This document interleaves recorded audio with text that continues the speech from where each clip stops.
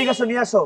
একটা বিষয় হচ্ছে অনেকে মনে করে যে আসলে আমার এটা নষ্ট হয়ে গেছে সেটা নষ্ট হয়ে গেছে, গাড়ি তো এটা চেঞ্জ করতে হবে, এটা প্রবলেম হচ্ছে। আসলে একটা গাড়ি যখন পুরাতন হবে, একটা গাড়িকে যখন আপনারা চালাবেন তখন কিন্তু প্রত্যেকটা জিনিসের একটা মেনটেনেন্স আছে। আপনার গাড়ির সাসপেনশনাল কাজ হচ্ছে, শকআপ চেঞ্জ করতে হচ্ছে, পাওয়ার মোটর চেঞ্জ করতে হচ্ছে, স্টিয়ারিং এর প্রবলেম হচ্ছে, মোবিল চেঞ্জ করতে হচ্ছে, গিয়ার অয়েল চেঞ্জ করতে হচ্ছে। এগুলো কিন্তু আপনার মেনটেনেন্স। আপনি যখন একটা গাড়ি 5 বছর 10 বছর ইউজ করবেন তখন এগুলো কিন্তু আসলে সমস্যা না, এগুলো কিন্তু প্রবলেম না। এগুলো হচ্ছে যে আপনি যে একটা গাড়ি ইউজ করেছেন সেটার জন্য এটা কিছু মেনটেনেন্স আছে। এদিকে আসেন।